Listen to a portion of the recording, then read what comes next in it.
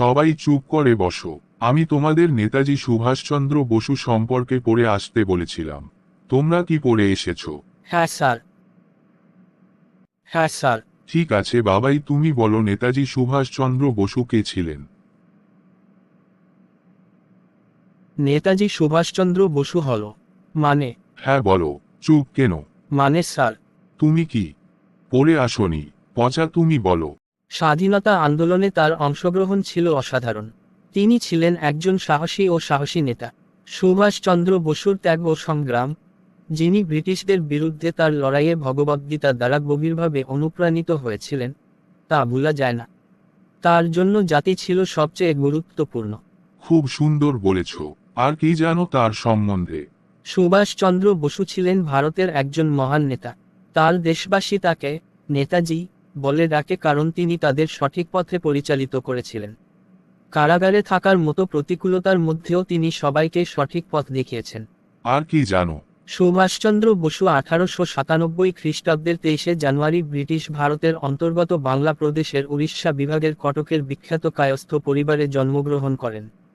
তার মাতা প্রভাবতী বসু ছিলেন উত্তর কলকাতার হাটখোলা দত্ত বাড়ির কন্যা এবং পিতা জানকীনাথ বসু ছিলেন দক্ষিণ 24 পরগনা জেলার বিখ্যাত মাহিনগরের বসু পরিবার এর সন্তান।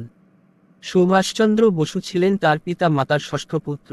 তার বাবা জানকীনাথ বসু ছিলেন একজন সফল সরকারি আইনজীবী। তিনি ভাষা ও আইন সম্পর্কিত বিষয়ে অত্যন্ত সচেতন ছিলেন। তাদের পৈতৃক নিবাস ছিল ভারতের আধুনিক পশ্চিমবঙ্গ রাজ্যের দক্ষিণ 24 পরগনা জেলার কোদালিয়া, বর্তমানে সুভাষগ্রামের অন্তর্ভুক্ত। 1902 সালে তিনি তার 5 বড় ভাইয়ের সাথে কটকের প্রোটেস্ট্যান্ট ইউরোপীয় স্কুলে ভর্তি হন। ষষ্ঠ শ্রেণী পর্যন্ত তিনি বিদ্যালয়টিতে পঠন পাঠন করেন।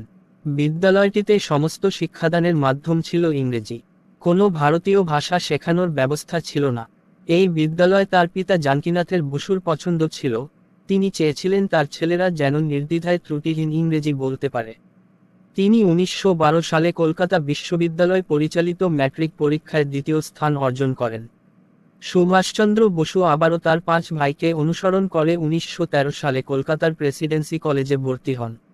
দর্শনকে অধ্যয়ন বিষয় হিসাবে নির্বাচিত করেন ও ক্যান্ট, হেগেল, বেগসন ও অন্যান্য পাশ্চাত্য দার্শনিকদের সম্পর্কে পড়াশোনা করেন।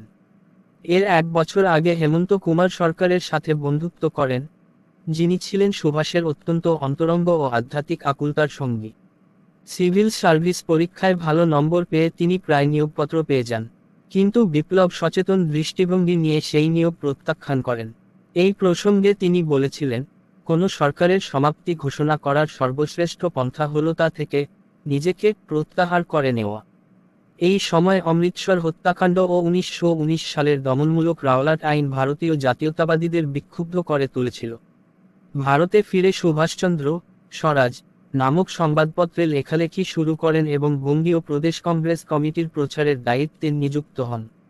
তার রাজনৈতিক গুরু ছিলেন বাংলায় মহান জাতীয়তাবাদের প্রবক্তা দেশবন্ধু চিত্তরঞ্জন দাস।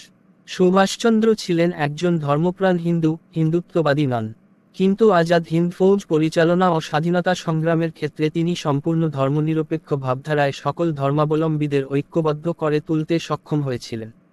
তিনি ধ্যানে অনেক সময় অতিবাহিত করতেন। স্বামী বিবেকানন্দের ভাবাদর্শ তাকে উদ্বুদ্ধ করেছিল। ছাত্রাবস্থা থেকে তিনি তার দেশপ্রেমিক সত্তার জন্য পরিচিত ছিলেন। অপূর্ব বলেছ।